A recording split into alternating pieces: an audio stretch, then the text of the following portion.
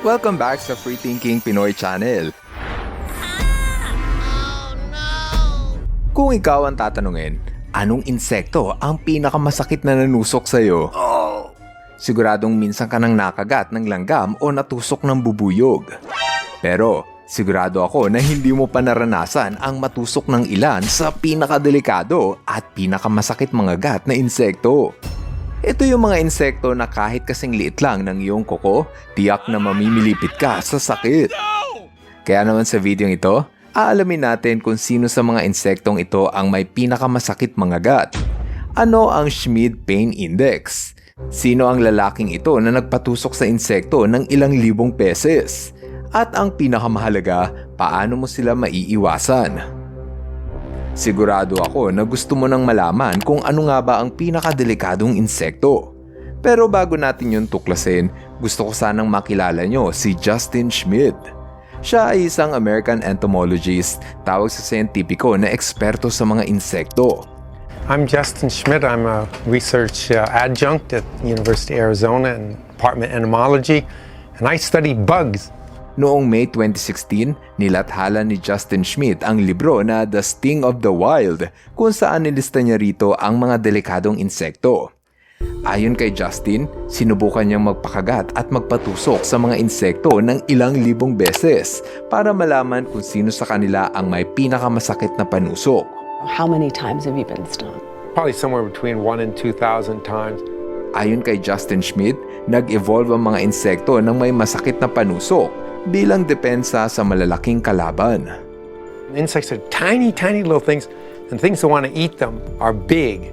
So you got this basic problem. How do you defend a little guy, a really little guy, against a really big guy? And the sting turns out to be the solution.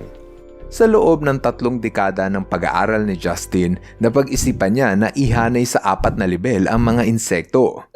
Level 1, ito yung insekto na hindi masyadong masakit manusok. Habang ang level 4 naman ay yung insekto na para kang pinapaso sa bulkan dahil sa sobrang sakit. Simulan natin ang talakayan sa level 1, ang mga insekto na hindi masyadong masakit mangagat. Ang halimbawa nito ay sweat bee, fire ants, river ants o antique at digger bee. Kwento ni Justin, hindi naman daw masakit ang matusok ng sweat bee at parang binunutan ka lang daw ng buhok sa kilay. Sabi pa niya, almost pleasant. A lover just bit your earlobe a little too hard. Ganyan nilarawan ni Justin ang matusok ng sweat bee, kaya kapag lumapit ito sa atin, hindi tayo natatakot dahil alam natin na hindi ito masakit manusok. Ang isa pang kasali sa level 1 ay ang kagat ng langgam na fire ants.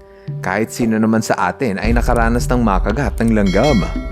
Bukod sa pwede ka netong kagatin, meron din itong panusok katulad ng bubuyog. Nasa level 1 ang sakit ng kagat ng langgam dahil para ka lang nitong tinamaan ng mahinang kuryente. Pero kapag nagsama-sama ang mga langgam sa pag-atake, siguradong mapaparay ka sa dami mong pantal. Susunod ay ang level 2. Ito yung mga insekto na mas masakit pa sa langgam kung mga gat.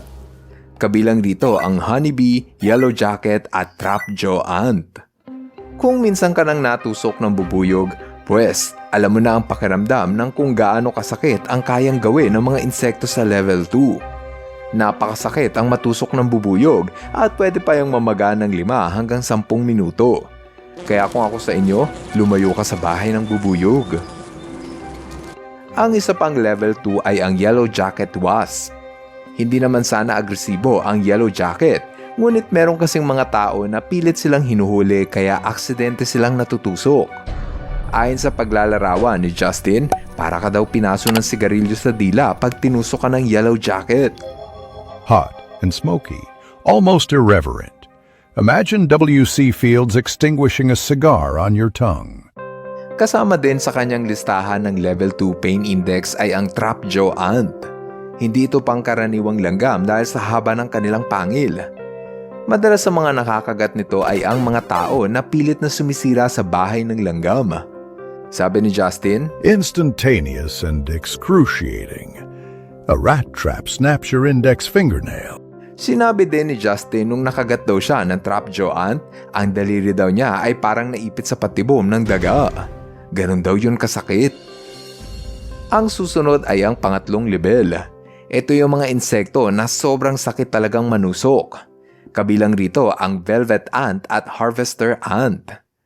Sa mga hindi nakakaalam, ang velvet ant ay hindi langgam, ngunit isang uri ng putakte na may mahabang panusok. Ayon kay Justin, nung matusok daw siya ng velvet ant, pakiramdam raw niya ay para siyang sinaksak ng kutsilyo. Sa ibang interview, sinabi din niya na kasing sakit daw ng mabuhusan ng mantika sa kamay ang matusok ng velvet ant. Like hot oil from a deep fryer, spilling over your entire hand. Sa mga bansa kung saan matatagpuan ang velvet ant, tinatawag nila itong cow killer. Meron kasing maling paniniwala na kaya daw nitong makapatay ng baka kapag tinusok.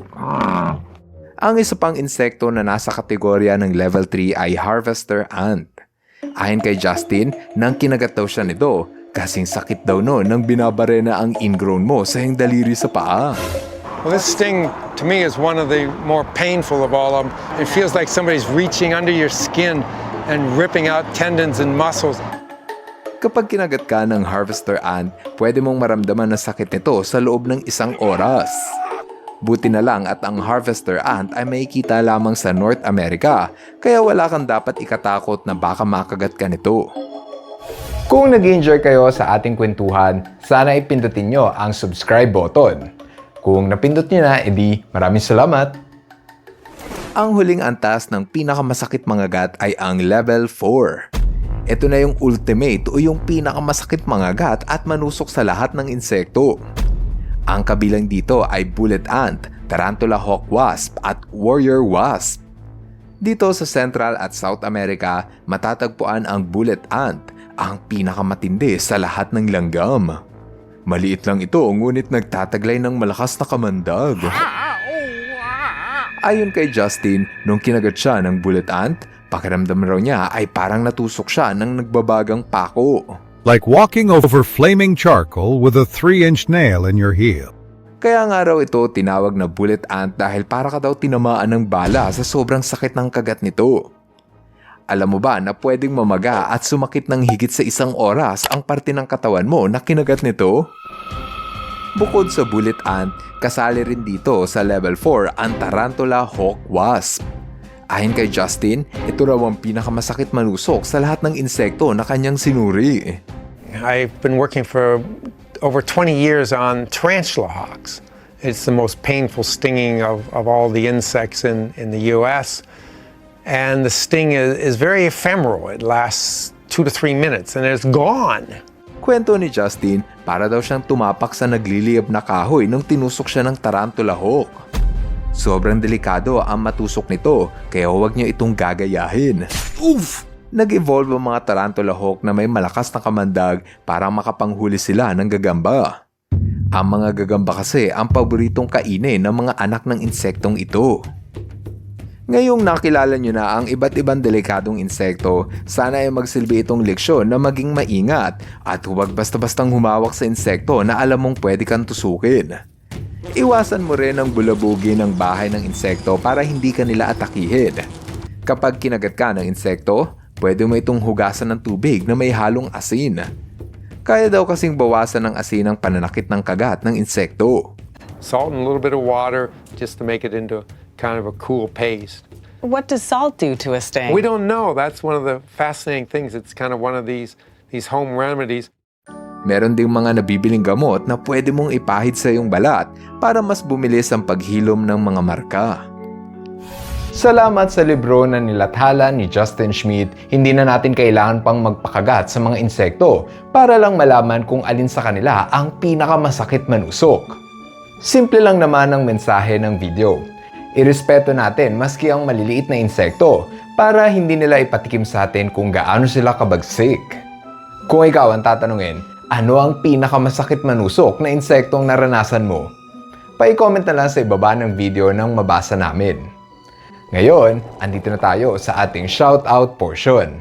Hello kay Steven Carl at sa aso niyang si Gray. Hello rin kay Mark Martin. What's up kay Vanessa Rich, Von Ryzen at Vince Raven and Tita. Advance happy birthday kay Dave Rayleigh. Happy birthday kina Uno at Dos. at kina George at Emerald. Maraming salamat sa inyong panunood. Now, see you guys in our next video. Bye-bye!